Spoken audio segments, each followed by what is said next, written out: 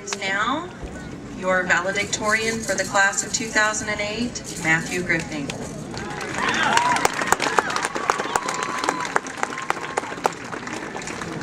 So it looks like everybody's here today, everyone that matters at least.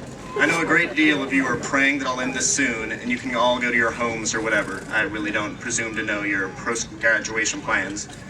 I, for one, have absolutely no desire to be standing here right now, but around 18 years ago, my mother decided to induce labor, so here I am.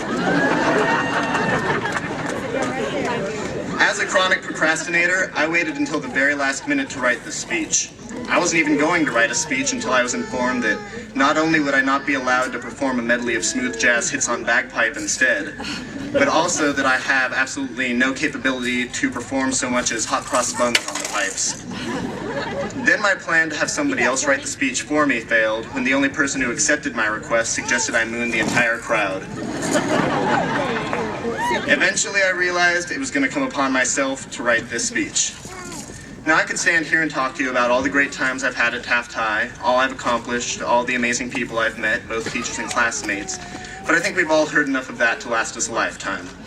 And every high school across the country is hearing about how they're the hope of the future, so don't expect any of that either. There are a few things I would like to talk about though, the first of which is dreams. Now a lot of these fine graduates are leaving today full of dreams of making the world a brighter place, finding true love, and making tons of cash. I, however, stand before you a cynical shell of a man, stripped of all that youthful naivety too long ago for me to remember. There is only one dream that I still cling to, two if you count my hope that MySpace crashes, taking down everyone's profiles. But my main dream is that someday I will own a house in which the bathtub is located in the living room. Now, I know you're all thinking, Matt, you godlike specimen of a man. Why not just place a TV in the bathroom? It would achieve the same effect and make much more sense. While these are reasonable questions, there may be only two things that I have learned in my time here on Earth. One is that life barely makes sense to begin with, so why even bother? And two, a bathtub in the living room would make an excellent conversation piece. I suppose I've learned a few other things hanging around Taft High. It's really amazing how much you're taught about Hitler in classes. Did you know that he was a real ladies' man who enjoyed writing romantic poetry? My fellow classmates and I have also learned several other things, including appropriate phrases to shout as expensive laptops are dropped from 5 feet in the air, how to catch the ceiling on fire using only sodium and water, and most importantly, how to analyze feminist poetry from the 17th century. You can't believe how often I've needed that skill in the past and didn't have it, but now I'm here.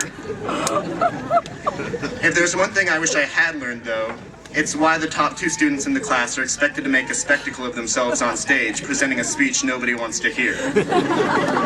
Why not have the last two students in the class present a speech as a punishment for not working harder?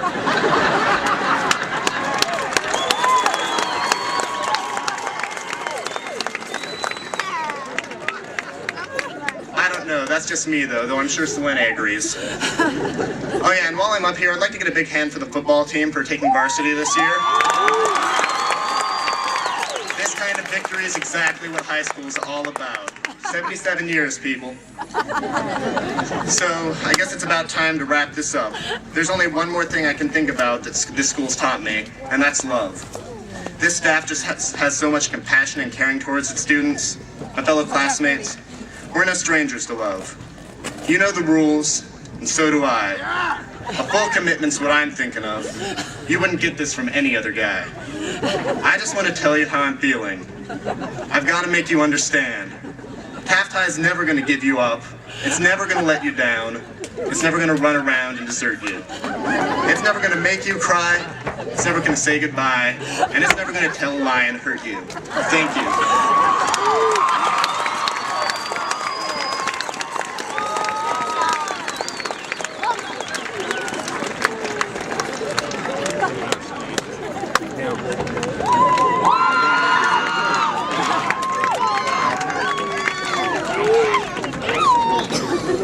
Two words.